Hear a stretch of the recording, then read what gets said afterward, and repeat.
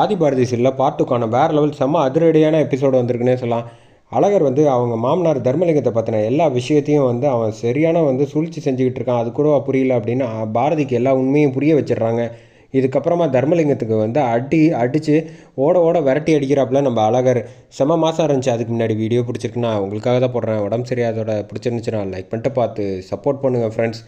இந்த பக்கம் கரெக்டாக அழகர் வேகமாக வீட்டுக்கு வராங்க. வீட்டுக்கு வந்தோடனே தமிழ் கேட்குறாங்க, மாமா அப்பா வந்துடுவாரா அப்படின்னு கேட்டோன்னே, வந்துடுவாருமா, நீ ஒன்றும் கவலைப்படாத, நிம்மதியாக இரு, நீ போய் பவித்ரா அத்தை கூட விளாண்டுட்டுரு, நான் அம்மா கிட்ட பேசிட்டு வந்துடுறேன் அப்படின்னு சொன்னோன்னே அழகர் செம கோவத்தில் பாரதி கண்ணா பண்ணான்னு திட்ட ஆரம்பிச்சிடுறாங்கன்னு சொல்லலாம். அப்படி என்னதாங்க உங்களுக்கு நிதானமும் பொறுமை எதுவுமே கிடையாதா? இஷ்டத்துக்கு சாரதாம்மா மேலே பழிய போடுறீங்க. உங்களால் உறுதியாக சொல்ல முடியுமா யார் உங்களுக்கு ஏதாவது ஆதாரம் இருக்கா அவங்க தான் பண்ணாங்க அப்படிங்கிற விஷயத்த? ஏன் இதை உங்கள் ஃப்ரெண்டு சொன்னாலும் நம்ப மாட்டுறாங்க, நீங்களும் என்ன நம்பலைன்னா நான் எங்கே தான் போகிறது அப்படிங்கிறப்ப, சரிங்க நான் ஒரு வேளை அவங்க தப்பு செஞ்சுருந்தாங்கன்னு வச்சுக்கோங்க, அவங்கள நான் சும்மா விட்டுருப்பேன்னு நினைக்கிறீங்களா? உங்களுக்காகன்னு இல்லைங்க, யார் பக்கம் நியாயம் இருக்கோ அந்த பக்கம் தாங்க இந்த அழகர் இருப்பான். சரி உங்களுக்கு யார் சொன்னது அப்படின்னு சொல்கிறப்ப, இங்கே பாருங்கள் ஃபோட்டோ இதெல்லாம் ஆதாரத்தோடு இருக்குது, அவனை போய் பார்த்துருக்காங்க சாரதாமா, அதெல்லாம் இருக்கட்டும், இதை யார் உங்களுக்கு கொடுத்தது அப்படின்னு சொல்கிறப்ப, ஆண்டலோட அப்பா தான் என்கிட்ட கொடுத்தாங்க அப்படின்னு. அந்த ஆள் ஒரு சரியான லூசு பைய.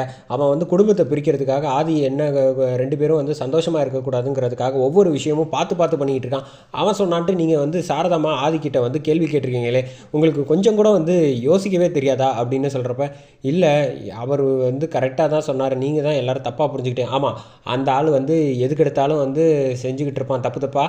அவன் உங்களுக்கு நல்லவனா? கடைசியில் ஆதியும் சாரதாமா நாங்கள் எல்லோரும் கெட்டவங்களா? என்ன பேசுகிறீங்க அப்படிங்கிறப்ப, உங்களுக்கு இப்போ சொல்கிறாங்க ஒரு விஷயம், இந்த பாருங்கள், ஆண்டாளுக்கு உடம்பு சரியில்லாமல் ஆச்சு இல்லை, அது எல்லா பிரச்சனைக்கும் காரணம் யாருங்கிறீங்க? அவன் தாங்க ஆளை அனுப்பி விட்டுட்டான். அந்த நேரம் ஏதோ நல்ல விஷயம், நாங்கள் காப்பாற்றிட்டோம் ஆண்டாளை, இல்லைன்னா எவ்வளோ பெரிய பிரச்சனை நடந்திருக்கும், என்ன சொல்கிறீங்க அப்படின்னா, ஆமாங்க, அவன் ஒவ்வொரு விஷயமும் இப்படி தான் பண்ணிக்கிட்டு இருக்கான், அவனை பற்றி தெரியாமல் அவன் போய் நல்லவன் பேசம் போட்டுக்கிட்டு இருக்கான். அவனை நம்பி எப்படி தான் நீங்கள் சாரதாமாவை பேசுனீங்களோ எனக்கு ஒன்றுமே புரியல. இது மட்டும் எப்படி தான் கரெக்டாக நல்லவங்களை மட்டும் நீங்கள் கோபப்பட்டு திட்டி அசிங்கப்படுத்தி அவமானப்படுத்துறீங்க. ஆனால் எவன் பேச்சை கேட்கவே கூடாதோ அவனை ஒவ்வொரு தடையும் அவன் சொல்கிறதையே கேட்டுக்கிட்டு நீங்கள் ஆதிக்கு இப்படிலாம் ஒரு முடிவு எடுக்கிறீங்களே, இது கொஞ்சமாவது நியாயமா அப்படின்னு கேட்டோன்னே, இந்த பக்கம் பாரதி அதிர்ச்சியாகி அழ ஆரம்பிச்சிடறாங்க. தர்மலிங்கம் இப்போ தான் வில்லனுங்கிற விஷயத்தை புரிஞ்சுக்கிறாங்க. அழகர் சொல்லி, இங்கே பாருங்கள் அதெல்லாம் போகட்டும், இந்த விஷயம் ஆதிக்கிட்ட கேட்டிருக்கலாம்ல, ஆதியும் சொன்னார். என்னது ஆதி சொன்னானா?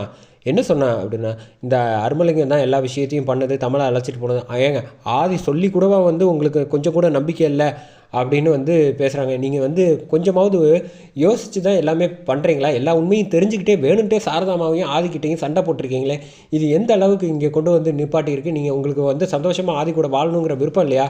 இல்லை அவங்க அம்மாக்காக இவர் பொய் சொல்கிறாருன்னு நான் நம்பிட்டேன். ஓ, ஆதி உங்கள்கிட்ட பொய் சொல்கிறான், ஆனால் தர்மலிங்கம் உங்களுக்கு நல்லது சொல்கிறானா? என்னங்க இது கொஞ்சமாவது புரிஞ்சுக்கிட்டு லாஜிக்காக ஏதாவது சொல்கிறீங்களா அப்படின்னு சொல்லி கண்ணா பண்ணான்னு கேட்க ஆரம்பிச்சிடறான். ஒரு விஷயம் நல்லா புரிஞ்சுக்கோங்க, தமிழ் மேலே உங்களுக்கு பாசம் அதிகமாக இல்லை ஆதிக்கு பாசம் அதிகமாக? அதுக்கு பதிலை மட்டும் சொல்லுங்கள். வாசு இருந்திருந்தால் கூட தமிழ் மேலே இவ்வளோ பாசத்தோட காமிச்சிருக்க மாட்டான், அது தெரியும் தானே? ஆமாம் உண்மை தான் அப்படின்னு சொல்கிறப்ப, அப்புறம் எதுக்குங்க அவனே பொறுமையாக இருக்கான், எல்லா விஷயத்தையும் தெரிஞ்சுக்கிட்டு அதையும் உங்ககிட்ட சொல்லியிருக்கான்.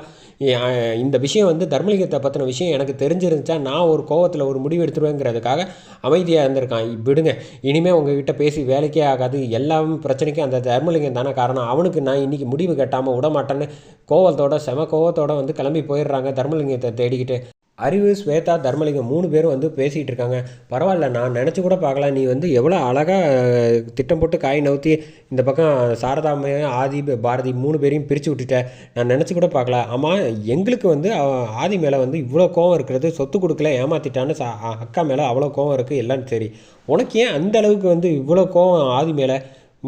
அதுக்கு காரணம் என்ன அப்படின்னு ஸ்வேதா கேட்டோன்னா, அப்போ தான் சொல்கிறாங்க, இங்கே பாருங்கள், மற்றவங்களுக்கு எப்படியோ எனக்கு தெரியாது, எனக்கு இந்த ஊரில் நான் தான் மிகப்பெரிய ஆளாக இருந்தேன், என்னோடய தன்மானத்தை அவன் சீண்டி பார்த்துட்டான், அதுக்கப்புறமும் நான் சும்மா இருக்கிறதுக்கு நான் என்ன இழிச்சவாயனா?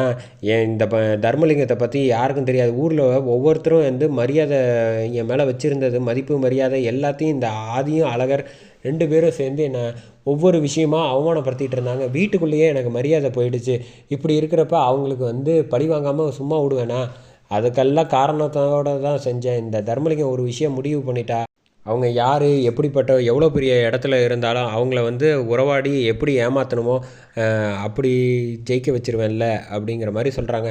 ஆமாம் பாரதி, நீ எப்படிப்பா நம்ப வச்ச? அதுதான் எனக்கு ஒரு ஆச்சரியமாக இருக்குது. ஆதியை நம்பாமல் ஒன்றை நம்புறால, அதுதான் அப்பா பாசம் பாசம்னு காமிச்சு காமிச்சே வந்து என்னை நம்ப வச்சுட்டேன் அப்படின்னு சொன்னோன்னே, சரி அதெல்லாம் போகட்டும், இப்போ அடுத்தது சாரதாம்மாவை வந்து தேடி கண்டுபிடிக்கிறதுக்குள்ளே நீங்கள் வந்து ஆக வேண்டிய வேலையை பாருங்கள் அப்படின்னு சொல்கிறப்ப, அப்போ தான் நிரந்தரமாக பாரதியை வந்து பிரிய முடியும், இது தற்காலிகம்தான் அப்படின்னு சொல்கிறப்ப, சரி நான் அடுத்தது பார்த்துக்கிறேன் அப்படின்னு சொல்லிட்டு நீ என்ன பண்ணலான்ட்டு இருக்க? அடுத்தது அழகிற விஷயந்தான். சரி நான் கிளம்புறேன் அப்படின்னு சொல்லிட்டு காரில் கிளம்பி வந்துட்டு இருக்கான். அந்த சமயத்தில் அழகர் வந்து தடுத்து நிப்பாட்டிட்டு சட்டையை பிடிச்சி பலார் பலார்னு அடிக்கிறாங்க. என்னையா பண்ணி வச்சிருக்க? நானும் போனால் போதும் பொறுத்திருந்து பார்த்தா நீ ஆண்டாள் விஷயம் தெரிஞ்சிருந்து நான் ரொம்ப அமைதியாக இருந்துட்டேன், அப்போயே தப்பு பண்ணியிருக்கிட்டேன் அப்படின்னு. அப்போ அதுவும் தெரியும், ஓ தமிழ் விஷயமும் தெரிஞ்சிருச்சா? எல்லாம் தெரிஞ்சிருந்தா நீ வந்து அமைதியாக இருக்கியா?